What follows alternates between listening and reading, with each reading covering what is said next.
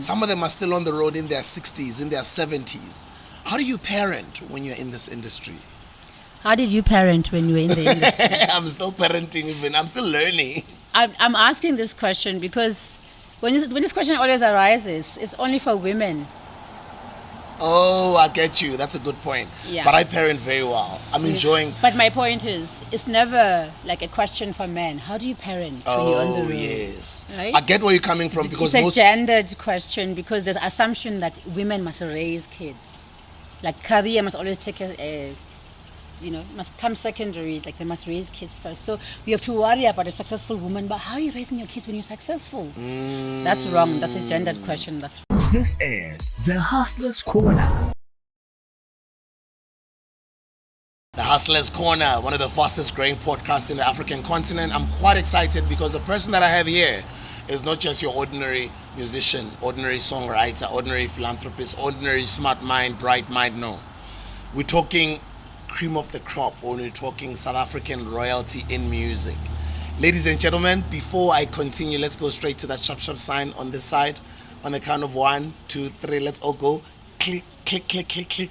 Click that like button. Click, click. Thank you, guys. Let's come this side on the subscription button. Click. Thank you. Don't forget to switch on that notification bell. Our episodes come out on Monday, Tuesday, and Friday. 12 o'clock on all days. 3 episodes a week. That's Monday, Virtual Mkuku, myself and Penuel, the Black Pen. Wednesdays, myself and a guest. And then Fridays, myself and a guest as well. The goal is by the end of 2022 for us to be dropping episodes daily. And remember, for those who are big fans of the Virtual Mkuku podcast, which plays on Monday, we are literally building a new podcast, which is Virtual Mkuku, myself and Penuel and the team, on top of the Hustler's Corner. So what we would ask for you to do right now, and this is every day, go and subscribe to a channel called Virtual Mkuku. Right now, we don't have any followers there. It's still small, but the more you guys keep subscribing, the more it grows. And beginning of next year in 2023, we're going to migrate the Monday show, Virtual Mkuku, into its own platform, which is Virtual Mkuku. So you need to go subscribe onto that platform. But anyways, let's get into the business of the day. She's a South African singer and songwriter. She works mostly in her mother tongue, sings in her mother tongue, Xhosa language. She's also known for a creative social commentary. She's an activist or activism through her music as a political art form. Her career began back in 2002. It's pretty much the same time as when I started. Well, they're even writing her age here, at what age she started, I won't say. I didn't know we went to Vets Tech. Yes, together. That's where I did my IT. You lie. Yes. I didn't know this, Simphiwe. Yes, I'm an IT graduate. Wow. Guys, she's a sought after musician. She's a global songwriter, musician, legend in South Africa, icon. Time flies so quick because just only yesterday she was new in the industry. Right now, she's one of those people that when we brag about our stars in South Africa and our music royalty, and not just people who just make and write and perform music, but people who've got bright minds and who challenge the status quo and who come up with debates that are so challenging, then you're like, yeah, this person is really, really clued up here. Ladies and gentlemen, welcome the legendary Simphiwe Dana. Sabona siswami. Sabona kutwa. Ngona usemuhle. Yabonga. You look stunning. Ingezile COVID. Oh, you looking stunning. Yes, umuhle. I was asking you earlier on, you even like you've even lost weight. I'm like, are you hitting the gym or is it the diet? What are you doing? I guess people would assume that I was doing something about it because it's happening in a positive light. I guess it's my own way, my own body's way of processing grief. Because since my mom's passing last year, my weight has dropped. And I have not really changed. I can't eat. I don't eat as much as I used to. I've lost my appetite. Yes, I lost my mom last year in July, and it's been quite a ride. Very weird. It's like losing your anchor. You are lost for a while, you have to repurpose your life. Yeah. I'm so sorry. Thank you. I'm so sorry. I was not aware. There's been so much tragedy rather, that I think a lot of us have, shut off. Yeah. Yeah, we can't keep hearing bad news every day. It's just Yes, it's not ma'am. good for the psyche. Yes, ma'am. I actually ordered latte. It's fine. You can, no, not behind her. Maybe this side. Also not across the camera, just here. Thank you. My latte kona la show. Ngiyabonga, sure. So I'll finish off my wine and I'll have my latte. Thank you, Ngiyabonga mfethu. Ngiyabonga. Thank you so much.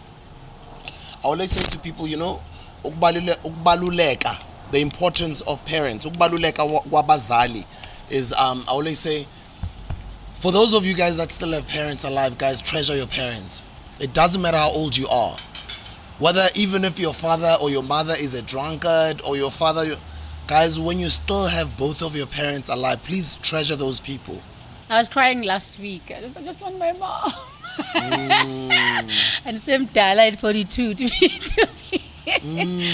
But yeah, no, I had a moment where I was like, only my mom can fix this right now, and I guess it's time to grow up. Yeah. Okay. I know that we're starting off on this note. I was not aware you just lost the mother. Nyaxolisa futhi was 2, ne?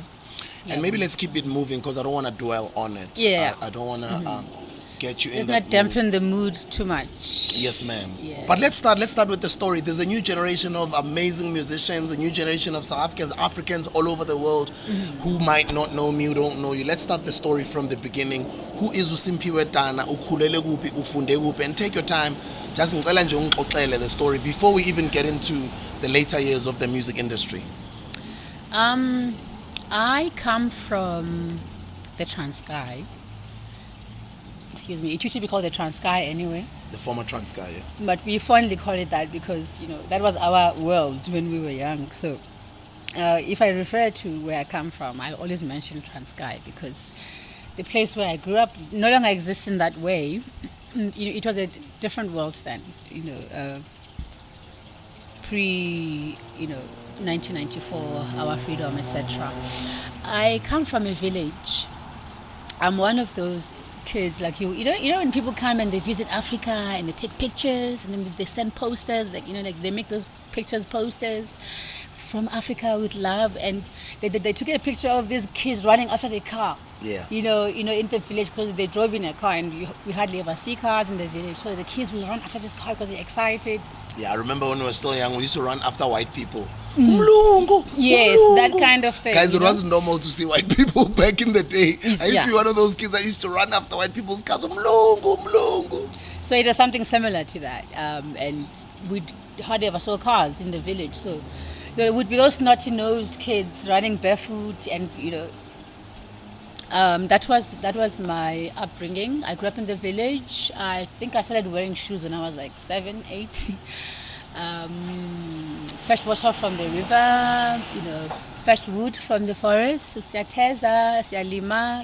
We literally fed ourselves from the ground. We hardly ever went to the shops. We made our own bread, etc., etc. We were very much, but self-reliant. You're self-sustainable. Yeah, yes, sure. Yes.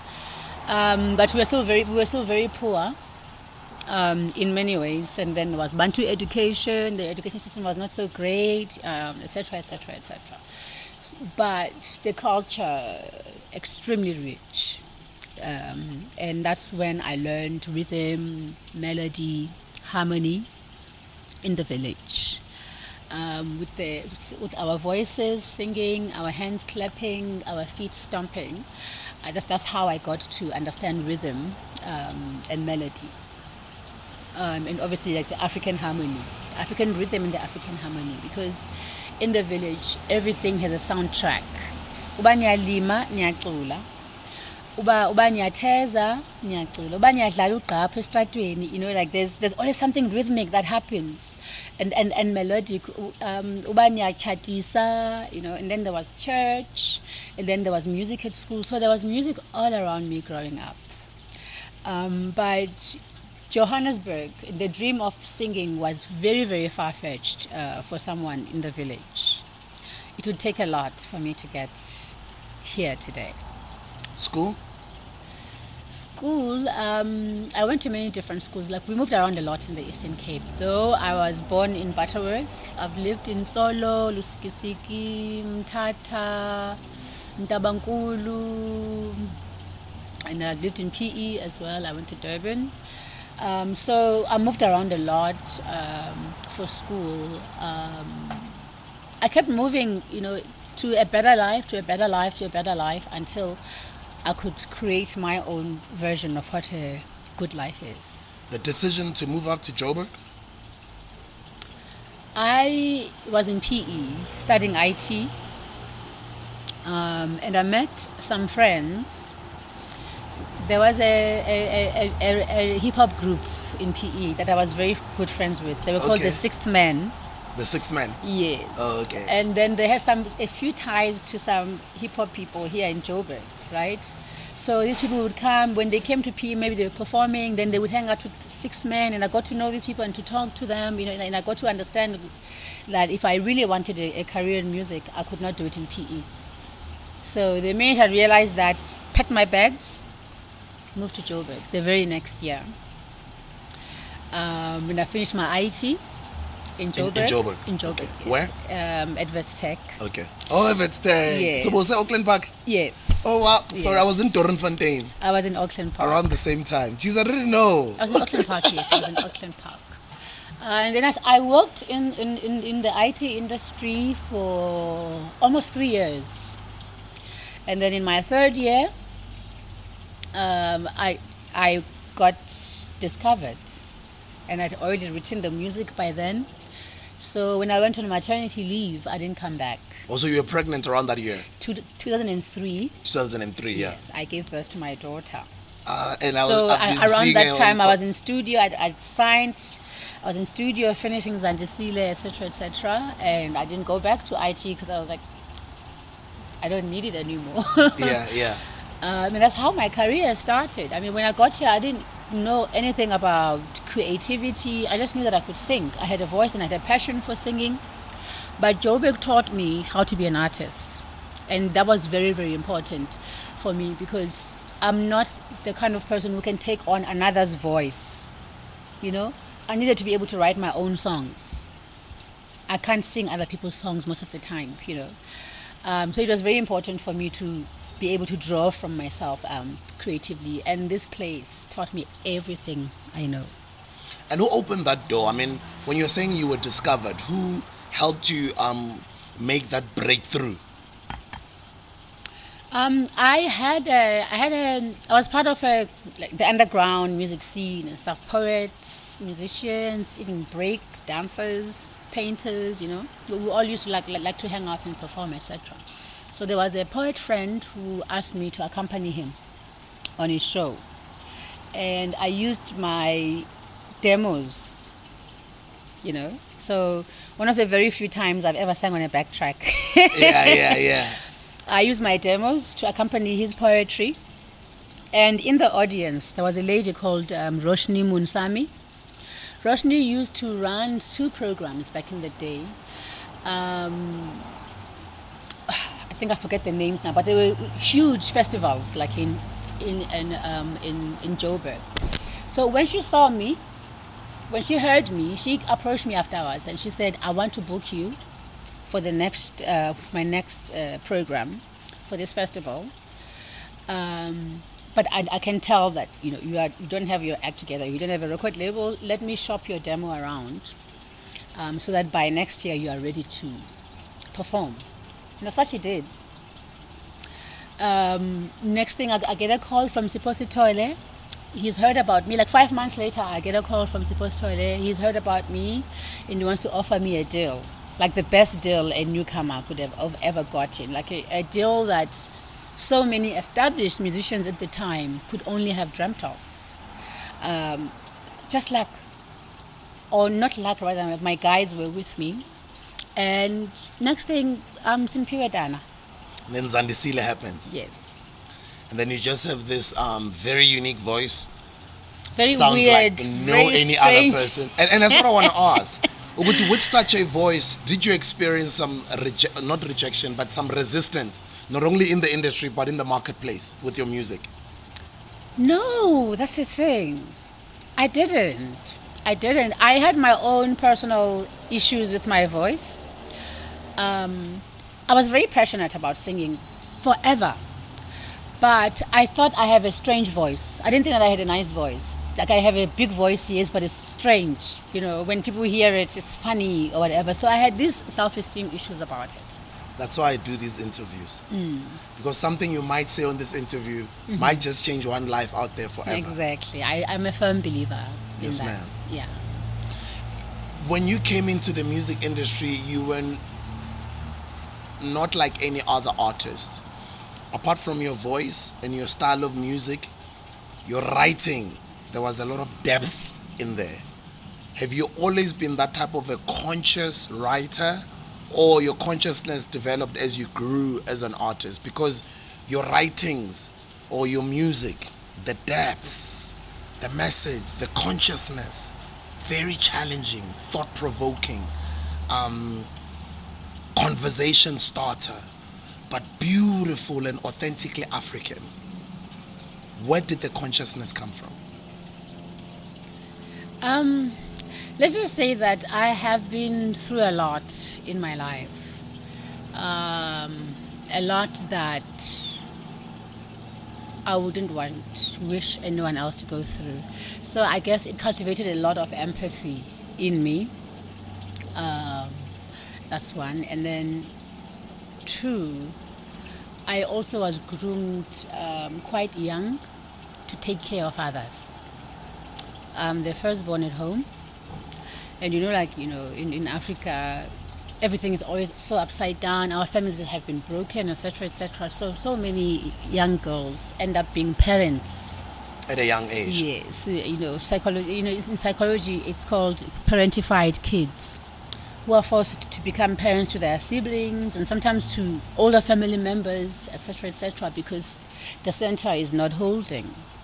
So perhaps also being that older sister, who was made to take care of others, it also cultivated that in me, that those feelings of duty towards the betterment, like feeling duty towards others and their betterment. Yeah. And then how did that, or maybe let me put it this way. You get in, there's Zandisile. I didn't think my first project in the music industry will do well, ngisaqala. I actually thought, I didn't think that I was going to do well in my first few years in the industry. Other people start doing well on their third, fourth album. Other people will release over 10 albums and not even get into mainstream and just become maybe subpar or underground artists. Our careers happen in different ways in this industry. But yours, from your first release, you hit the nail on the spot. Or let me say you hit the nail on the head. You got an immediate culture shifter type of an album. Let's talk about it. I work hard. I'm a perfectionist and I believe in excellence. So I break my back when I write, and each song is crafted so gently and carefully. I don't have songs in my albums that I just do to fill up the album. Each and every song I take care when I make it. I think that's one of the, But I think the industry immediately started to know about your strictness when it comes to your music, because I think I remember at the time, I don't know if it was Black Coffee or any one of the DJs or producers. It was Black Coffee, and I've never lived that one down. Maybe let's talk about that, because my understanding was, I don't know if it was Black Coffee, but I think one of the DJs or producers, was it Black Coffee? It was Black Coffee, yeah. Yes. He remixed your song, and apparently when it came out in the media is that they had not asked for your permission. And apparently you came out guns blazing. No, but I didn't. The thing is that for to sell papers or whatever, people like to create drama that make it like you are dramatic when you just said about no, please let's not do that, I don't like it. They make it sound like you threw a tantrum, you were dramatic, you were this, you were that, you were that. Sensationalization. Yes, like they like to sensationalize things. I was at the time when that remix came out. One, it was of Ndiredi, ne? Ndiredi, yes. Yeah. One, Galo did not consult me. So it was not like Black Coffee went behind my back, right? Galo did not consult me about it, or I had said no, and they were like, let's go ahead anyways. So now when it came out, and perhaps I'd hoped that I would like it, right? And when it came out, I said, guys, the reason why I didn't want remixes right now is because my sound is very different from what is outside there, right? And I want people to get used to my sound so that I can get work. But now if you remix my work when I'm so new, people are going to expect that sound from me. Like my own sound is going to disappear because we know how big dance music is. Yes, people are not going to expect you to sing house. Yes, like that. Like my director must be like that. And I said, this is the reason why I had said, let's not do that right now. So how did this happen? They're like, no, he stole it. Like he did it by himself. We don't know how. They literally had asked him to do it, but not like they couldn't tell me the truth. You know, because they knew I had said no. I don't know if I had hoped that maybe I would like it and stuff. And then it just became sensationalized so badly. And I was like, what is going on? It was just a small request. Like, why is everyone making it like it? I was on Wi-Fi, you know, at the and time. Then even Black Coffee got offended. I'm like, but I did not say I don't like it. I just said that I can't have this right now. You know? Yeah. And I mean, I always ask other musicians when either I'm asking for a feature or they're asking me to work together, even when the song is done, sometimes certain songs don't come out immediately. Like for instance, the music we've made, it's never come out. Yeah. You know? So some songs stay, they might come out 2 years later or a year later. But before I put out anything, I always consult. Like, aren't you going to be releasing an album anytime soon? You know, so that I don't also disturb your plans. Those are some of the things we speak about as musicians behind the scenes. No, but the thing is this, I think because I was young, they thought they could just bulldoze me. You know, I mean, I dealt a lot with that when I first came into the scene. You know, everyone wanting to tell me how I should be, what works and what doesn't work, you know, and I had to stand my ground a lot. But you were very brave, eh? The thing is this, I knew that I was not the typical, artist, performer or whatever, you know, so I had to be true to myself. Otherwise it would spoil this, and I could not be these other people. I could not be trendy, I couldn't, you know. So, and I knew that like the power of my longevity, you know, because like longevity, part of it is you being comfortable in your own skin to continue to do, to be inspired, to, you know, and to be passionate. So I knew that my longevity and, you know, it was very much tied to my authenticity musically.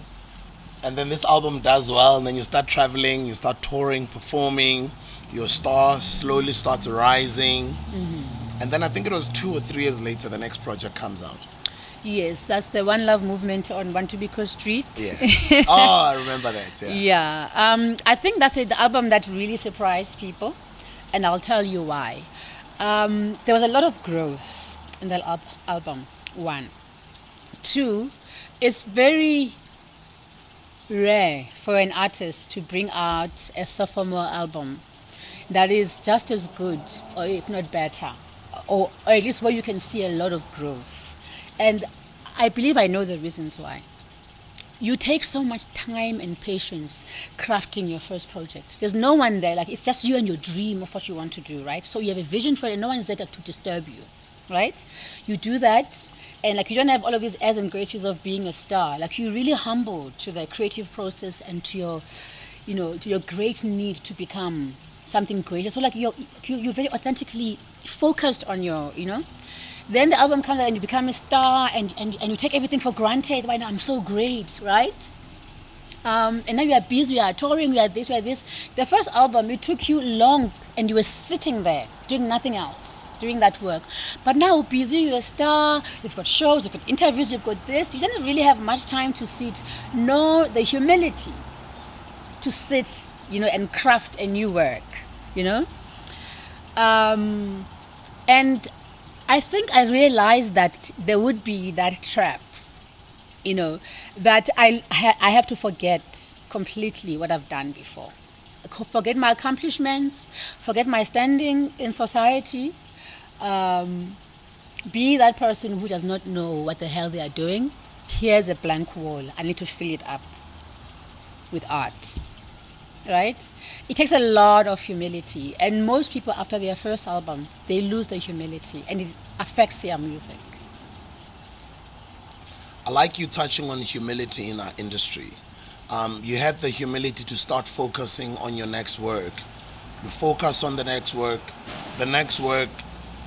starts taking you international. Let's talk about the international journey. I think, funnily enough, my international journey started with the Cape Town Jazz Festival, which also booked me in 2004. Yes, 2005, sorry. What happened there is, history. In that I was a very newcomer at the time, and I'd gotten a very small stage, that was befitting of my status in the industry at the time. I think it was a key-piece stage. And I'm busy performing. I'm like, when's I can do it? I'm hearing there's commotion. I'm like, the show must go on. So I continue performing. And then next thing, Billy comes on stage when I'm doing my last song. I'm like, what's going on? Billy Domingo. Oh. What's going on? He comes on stage and he's like, Simphiwe, sorry to disturb you. You will continue, but something is happening here that is unprecedented. And I have an announcement to make. And then he gets on stage and he's like, it seems we underestimated this young artist. We have had to call in ambulances, people with broken bones trying to get into this venue. There's a lot of people who are outside unhappy that they cannot see this artist perform. So we will let her finish this set, and then we're moving her to another stage, a bigger stage outside. She will have another show again in the next hour. This is what you're being told while you're on stage? Yes, he comes on stage to announce this. Yeah. And the Cape Town Jazz is an international festival. It's a big event, yeah. Yeah, with lots of promoters from all over the world who come to check, I'm a big fan. I'm there almost every year. So, thank God for those fans who broke their bones. It then came out that I was the second artist for that to happen with on that stage. The first one was Miriam Makeba. So my name got tied with Miriam Makeba from very early on because of various different things that I didn't necessarily understand at the time. And that also, it really added to my international allure that, my own people were saying that new Miriam Makeba, and the world had been like, okay, it's the first time we hear this. There's someone who, South Africans think that can be at that level, can be at the same level. I mean, Miriam Makeba is an icon. I don't even think that icon describes her. Yeah. She's so much bigger than that. Yeah. I hope that wherever she is, she's a great ancestor. She definitely is. She's done a lot of amazing work for this continent. You see, the most important thing, she never sold out. She played a role very well globally. That's why she'll forever be remembered. Yes, exactly. Siyabonga, Mama. Exactly. May your soul rest in peace. Siyabonga. Siyabonga. Tamakuma. Now, this is Miriam Makeba. This is not just anyone. And I do know, as a performer or as an entertainer, when they start putting such titles to your name, there's a lot of pressure that comes to you. And then let's talk about the touring overseas and just the experience outside of this country. And I know at some point you were recording some music in the US as well. That album never came out. I remember you were working with Suede at the time, right? Yes, that album never came out. We never finished it because Gallo fell apart roundabout when we were recording it. I just didn't feel like going ahead with it anymore. Yeah. It was still in its infancy. But then let's also talk about other things that you are, apart from just being a musician. What makes you want to be, or what made you play the role of being I don't want to call you an activist, but I think the whole country knows that activism is something that you would do unasked, and you would speak truth to power, and then you would challenge. I just don't like injustice, I'm not like a career activist or anything like that. I mean, I don't even believe that there are people who should be called career activists. My point is, I have a lot of empathy because I have gone through a lot of my own pain, that the stuff that I've gone through, I wouldn't wish on the next person. So when I see things like that, it riles me up. So I take it personally, perhaps. And I've got this thing of always wanting to save people, save things. You know, when I was young, I used to collect stray animals. You know, I'd find a dog that's limping there and take the dog in and use my mom's human medication to nurse it back to health. I've had a pet chameleon. I've had a pet peacock. I had 7 dogs. You know, like I'm just that kind of person who collects and heals people. I'm not necessarily sure if it's just because of what I went through, or perhaps it's my calling. I don't know. I know that music is my calling. And you're very good at the music. Mm-hmm. You also are very good at expressing yourself and communicating. And you also are opinionated, and you're not afraid to speak your truth when it comes to issues. And let's talk about where we are right now in the international arena, which is YouTube and online. There's a lot of people watch these interviews from all over the world, overseas. Mm-hmm. Let's talk about without having to dwell too much on it, but I'd also like to hear some of your views on the political situation in South Africa currently in 2022. Are we still talking about politics? I thought we had given up on politics by It'll be now. dope to just hear some of your views around politics in South Africa, and then we'll move on and talk about other things. But it's very important. People want to know what's going on in South Africa. People are asking themselves all over the world. People are hearing some wrong information. People are hearing fake news, etc. But so from time to time, it's always nice to just tap into people who live in South Africa to just hear some of their opinions. You know. I think the center is not holding. And a lot of us are losing, hope. You know, when you fight because you've got faith that you are being heard when you fight, right? But now we're just getting to a point where we're just like, okay, we fought, we are not being heard, and we're just losing faith in our leaders. I think we're just losing faith in our leaders, and we're getting to a point where we're just going off on our own, just doing our own thing, and it's no longer about let's build the country, because build it with who? That patriotism. Build what? Yeah? What ideology are we rallying behind as a country? We don't seem to have any kind of direction when it comes to that, and I think people have even stopped. It takes a lot for people to be riled up and complain about something these days, because everyone's just feeling jaded. It doesn't feel like there's anyone at the helm. Things are falling apart, It hurts. It does hurt. It hurts. South Africa is a beautiful country. But the thing is this: we are looking to go outside politics now to try and change and fix, our society. Governments are made up of people. And I like the spiritual revolution that is sweeping through the country, where you see Mlothswa everywhere, where for a long time, we saw our own spirituality as demonic, evil. There's like high levels of self-hate, very, very high levels.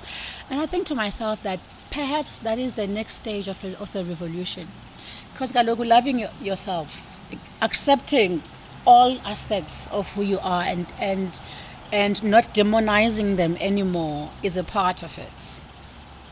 So I'm hoping that this whole spiritual revolution and our centeredness, like that very, when you know your own roots and you stand in them, like your self-confidence, it peaks.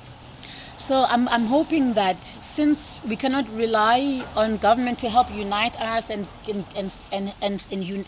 give us a voice, and as brand essay, that perhaps the spiritual revolution sweeping through is gonna do something similar of getting us together and helping us find an identity as a people.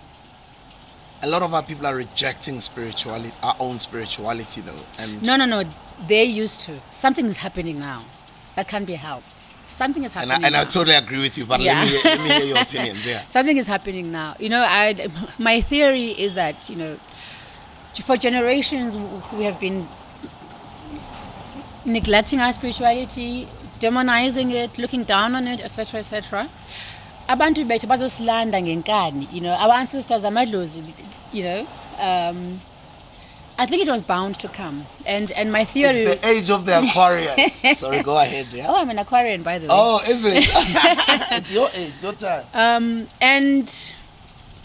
And because we have neglected it for so long, that's why there's such a huge blow up of it all over the place, right? Because each family should have a sangoma, because that sangoma takes care of the spiritual health of that family. In every family, there has to be someone who takes care of the spiritual health, of the rituals, of all of this. So it's not like now everyone's becoming idlozi. No, we've been neglecting it for so long. It's now pushing itself out. And I always say it actually even.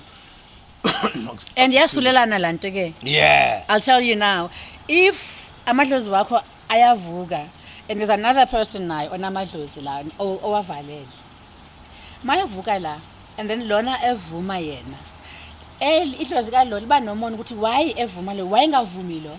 So lizamuzipusha nalo lithi nami ndiyafuna, so like there's that insistence from the spiritual world that no, it's time now. Do you think there is a future for us, though?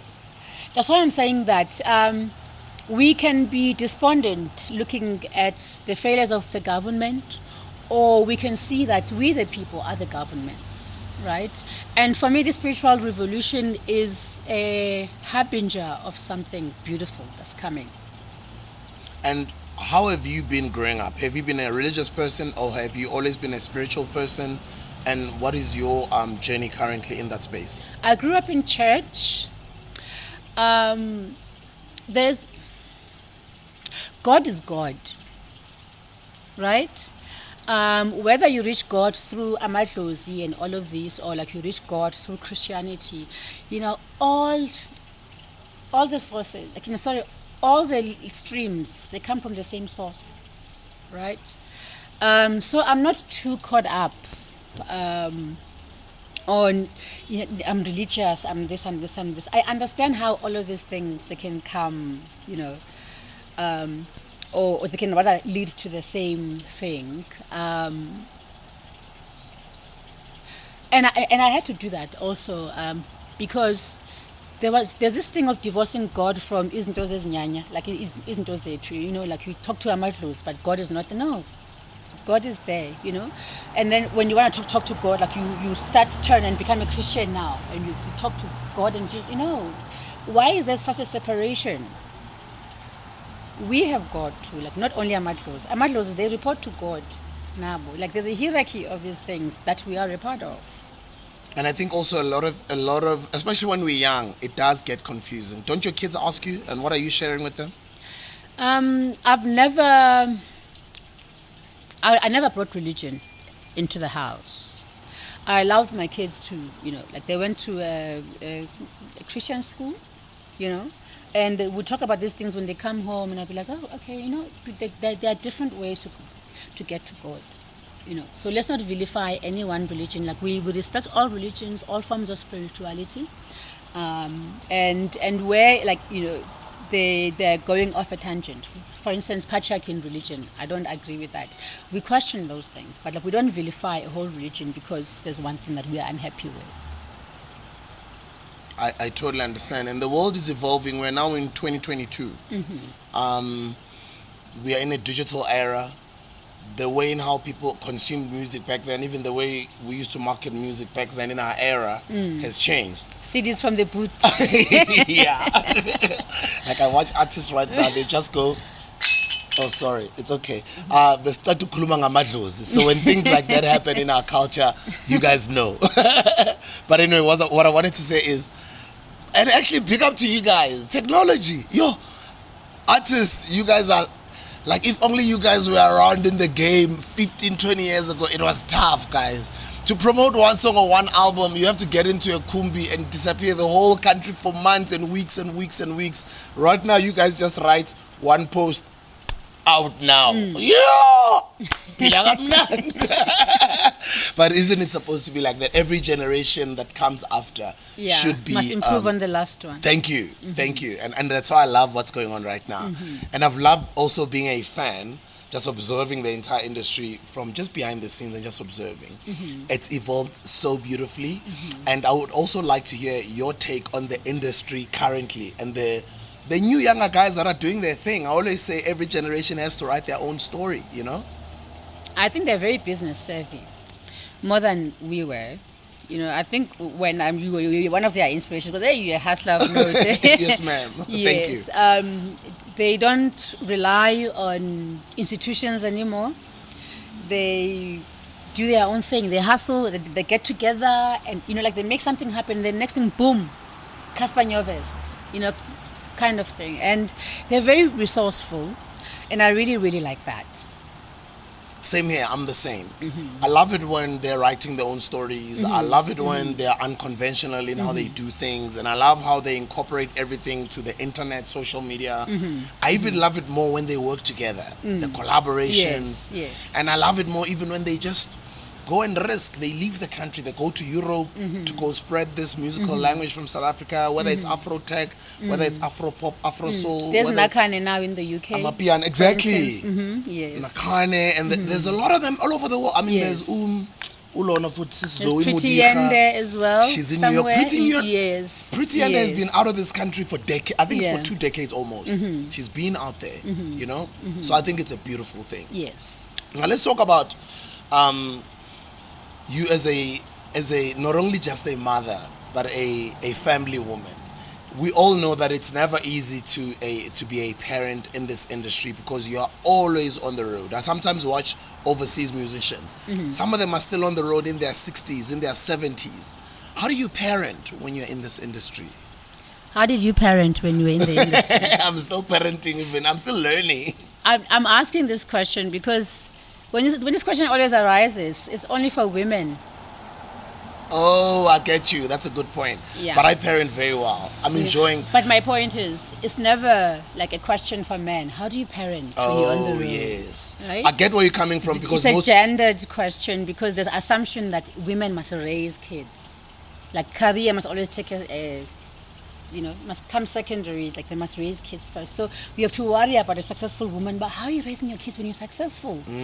That's wrong. That's a gendered question. That's wrong. I hear you. So so I shouldn't ask it?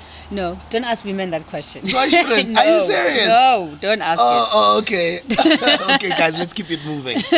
Your current project. Yes. Exciting stuff. It's 2022. I do know you've got some shows also coming up right now. It's winter in South Africa. Let's talk about that. I first, coming out of COVID, I did a project called Moya, which surpassed my expectations. What COVID has given me is a lot of courage, just daringness. I want to challenge myself, try new things. We can't have gone through such a heavy thing to still be the same people as before. So when I did Moya, and it worked out because I was very scared when I did Moya, it gave me even more and more courage to just explore. So this show that I'm doing this coming weekend on the 28th and the 29th is called Ispajiska Simphiwe, where I forage into my bag of creative goodies, and I challenge myself to find those songs that I've hardly ever given attention to when it comes to performing live because I'm scared of them. Yeah. There are some songs, that we can end up saying, that's just a studio song. It's not for performing live because they're so hard, right? So I have a lot of songs that my fans have been, loving over the last 2 decades of my career. And when I did Moya and I did the song called Kulugnyatela, that is one of the firm favorites, with my fans from my first album, Zandisile.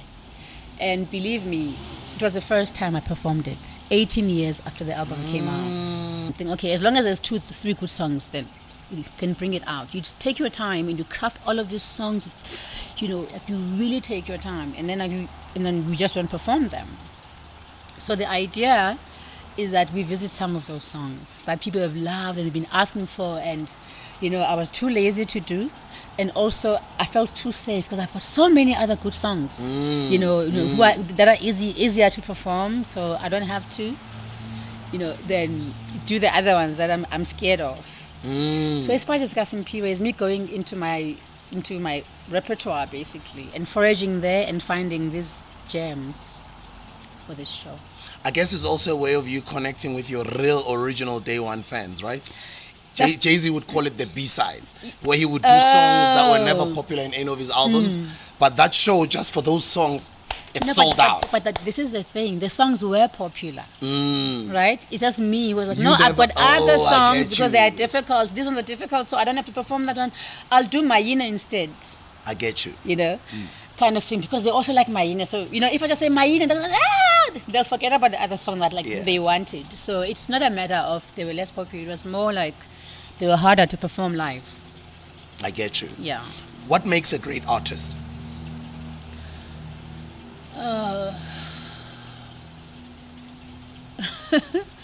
I would say authenticity. I would not necessarily say humility. And there's great artists out there who don't have a single humble bone. Of humility. Arrogance is all the way up there. Yes. I would say authenticity. Right. As an artist who is very much in touch with who they are and who can't be swayed when it comes to knowing who they are and their own capabilities and their own strengths and etc. etc. When they can write from a place of honesty also. It's not easy to be honest when you try, in your feelings, to talk about something and how you felt about something honestly. But the funny thing is this, once a song comes out, people don't go deeper. Why was she feeling embarrassed? Like, hey, that song is so hectic. I wonder what was happening there. They take the song and they own it, and it speaks to their own, lives. Yeah. What makes you a great artist? Am I a great artist? You know that. Come on, Simphiwe. I'm very stubborn. When it comes to my vision of my work, my trajectory. And when I say stubborn, that's not to say that I don't listen to advice, right? But I cannot be bulldozed. This is the trend, it's going to work for you. Do this. Trust me, I've been in the game for 20 years. If you do this, it's going to be fine, right? I take what you say and then look, okay, am I comfortable with it? Is it me? Will I not feel like I'm wearing someone else's shoes when I do that, right? And then based on that, I will agree or not. I hear you. Favorite South African musicians? Busim Mhlongo. Mama, rest in peace, ma. Simphiwe, Mama Busim Mhlongo. Yes. I was on Ukhozi FM doing the breakfast show when Mama passed on. I'm actually proud to be one of the people that actually worked with the SABC to put together a tribute show for Mama Busim Mhlongo. I ended up becoming the MC of that show. I remember you performed there. I think that's when I really met her, actually. That's when I met her and we became close while we were doing that show for her. And then who else? The Usual Suspects. One of my favorites is Dorothy Masuka. Oh, Mama Doro. Because like me, she was a writer. Yes. She wrote songs. Yes. She actually is responsible for a lot of the classics. Okay.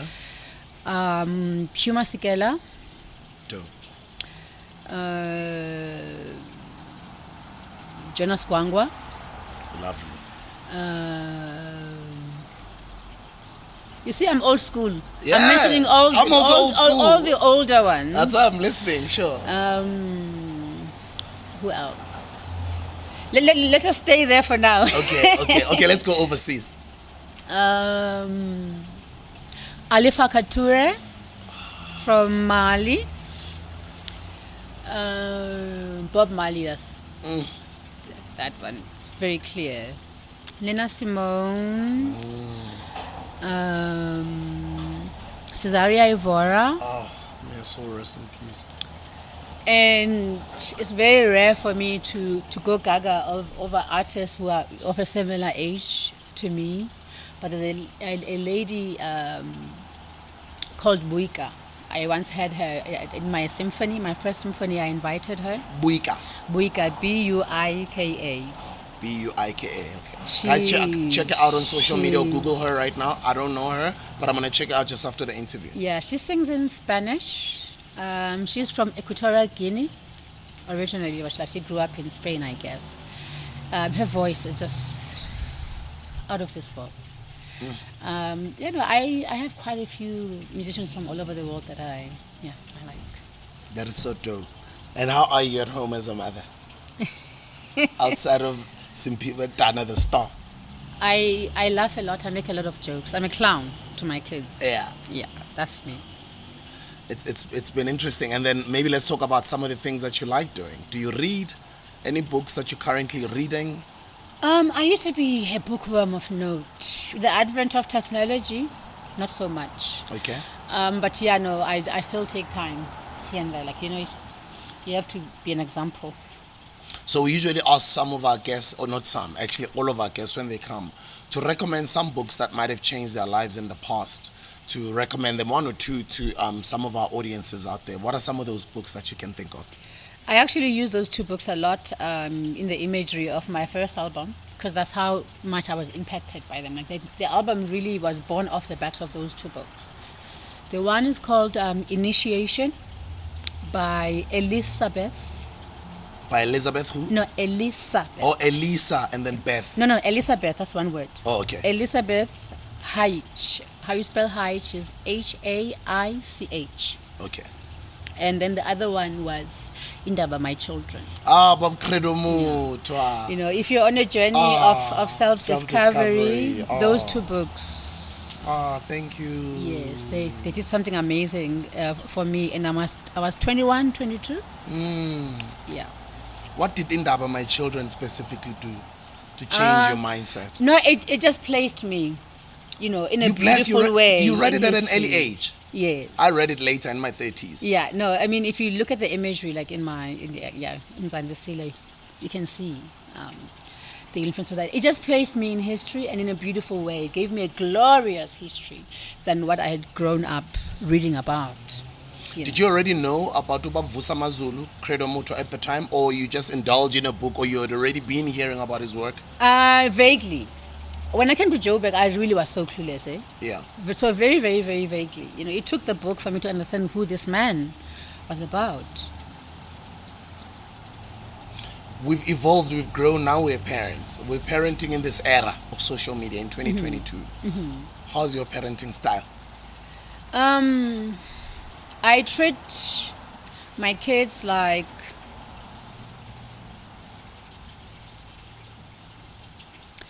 we are friends, but there are boundaries. Because I'm not really your friend, I'm your guardian. But I create a space that we can talk about anything. I don't want my kids going off and doing stupid things because they were hiding stuff from me. So I try to keep a very open relationship. But they know that when I say, "Yay," yeah. What do they want to become?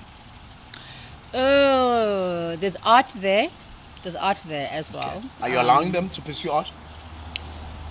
Allowing them. Because a lot of parents in the music industry, they're like, you're not about to enter our industry. No, what does allowing mean? How can I disallow them? I get where you're coming from. Okay. No. I can only support, or maybe try to say, but how about this one? Try to give perspective on things. Use my own knowledge of life to say, maybe not that, maybe that, but I cannot say you can't do that. You won't do that. My own mother allowed me to become who I wanted to be. She could have said no. When I left PE, I left a bursary. My mom is a nurse, right? I was the firstborn of 4 siblings, single parent. For the first time, I was financially stable. I had a place to stay. I even had a computer. I even had a job from this bursary. It was paying for everything. Then I said, I want to pursue my dream and I can't do it here. And this bursary is refusing to transfer me to Joburg, so I'm going to have to forfeit it. My mom said, are you sure? And I said, yes. She said, okay, I'll support you. We'll find a way.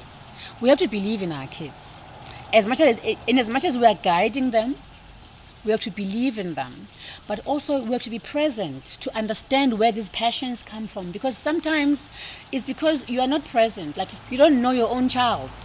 So like you keep imposing yourself on them. You're not taking time to learn them. So you can know how to support them. And even when they are wrong and adamant. But because you know them well, like you know how to steer them. Right. So we've got shows right now that are happening. I do know we are getting into right in the middle of of winter in South Africa. Plans for the summer or spring and summer as we come out of it?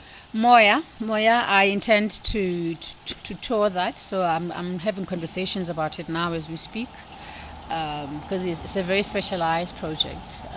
It requires a lot to put together. So that's what I would like to do in summer, and there are quite a few surprises. I don't like to talk about. Yeah. I don't want to spoil the surprises. Yes, ma'am. and congratulations with your, I think it was just before COVID-19, your show at the, I think Kalami on the, what do they call it? Oh, the symphony. Oh, symphony, that was stunning. Yes. Oh, you don't play. I try and dream big. Yes, you only ma'am. have one life. Right? So dream according to your own strengths. You know, like, don't dream below your strengths. If you know you can do it, at least try. You know. Both of us are 42 years old right now. In 10 years' time, we'll be 52. In 20 years' time, we'll be 62. We'll be grandparents, definitely. I would like to send you this video, and I'd like for you to speak to a 62-year-old self. So in 20 years from today, we'll send you back the video. So now, you are looking at that camera, and you are speaking to your 62-year-old self. What would you like to say to Umama or Ukoko Simphiwe Dana over there on camera?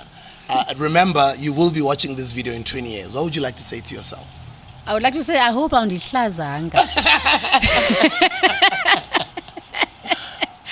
I hope you stayed true to our value systems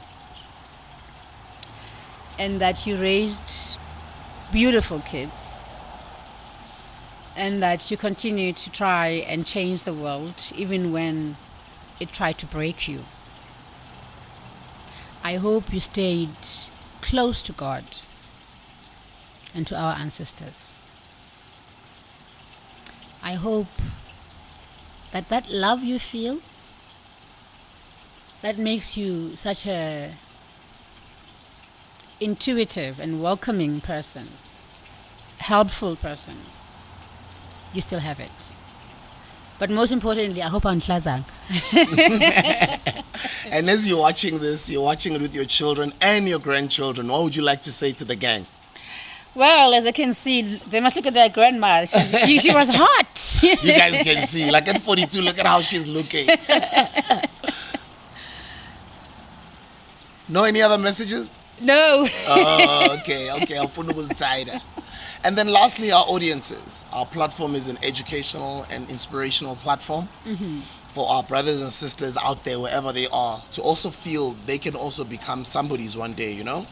So all of these interviews and these stories that we do from time to time, it's always great to get feedback from people who say, you know what, through such and such's story, I saw what the path that I'm on is actually, do you know what I mean? And some people who say, through such and such a story, I actually no longer look down on myself anymore with such things. So what would you like to say to those audiences out there that are watching this episode? Your last words, especially the younger ones. We live in a country that is severely traumatized. We live in a country that we have to dismiss our own feelings in order to survive. We have to not take our own pain as seriously as we should. So we tend to be a very escapist country. Like, we don't deal well with our emotions. And then what ends up happening is that those emotions come out in ugly ways. I want to say that your feelings, your experiences, they matter. You matter. How you're feeling matters. Don't swallow your pain. Right? Go through it. Try and understand it. Right? Because that pain, feelings are what make you human. Don't try and deaden your feelings, because if you deal with them, it means you can't go to work tomorrow. You have to be strong, because you have to keep moving. Because what happens when you're like that, one day you just stop moving. You just stop moving. We need a lot of healing as a country, and it's an individual journey. Try and take care of yourself. Oh, wow. How would you like to be remembered? As a person who was obsessed with the human condition and improving the human condition. Work in progress. Ms. Simphiwe Dana, we love you. We respect your art, your craft, what you've given us over the years. We appreciate that stubbornness in you to want to remain true to your art, because it inspires us, the creators, that we should take our work that seriously, that it means that much.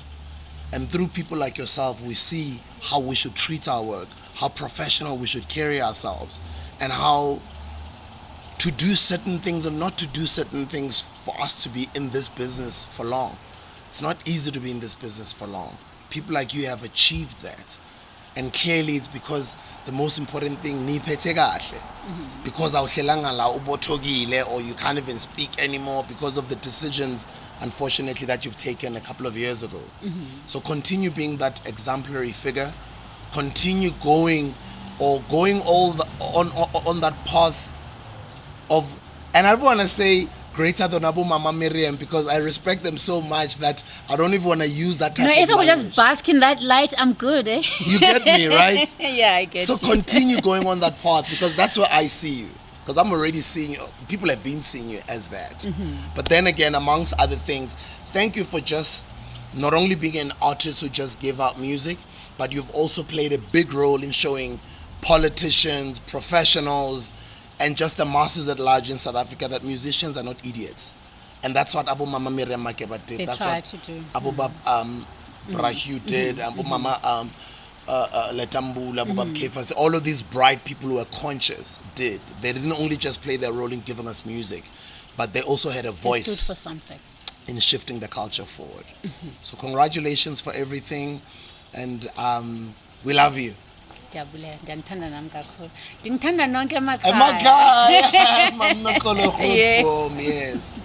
continue looking after yourself. And then maybe I think the most important thing I just wanted to say, you dragging yourself to come sit here just after the said news of your mother's passing, I want you to know that we appreciate that. And if there's anything we can do, please, we are a call away. And and pass our regards to the children at home. And all the best with the shows. We need more hustlers in South Africa. Thank you, ma'am. Thank you. Ladies and gentlemen, and everybody else from all over the world, legendary, iconic songwriter, singer. She speaks truth to power. She's caring. She's loving. I don't even want to call it a rags to riches story, but somebody who came from the villages, from the bottom of the bottom, to building themselves up, to existing in the South African history, South African music industry history forever. And she's built herself from nothing to being a Simphiwe Dana. Guys, we'll see you in the next video. We appreciate you for watching. I hope there are some of you guys out there that are inspired from watching tonight's episode. So I also appreciate you. I'll see you in the next video. This is the Hustlers Corner.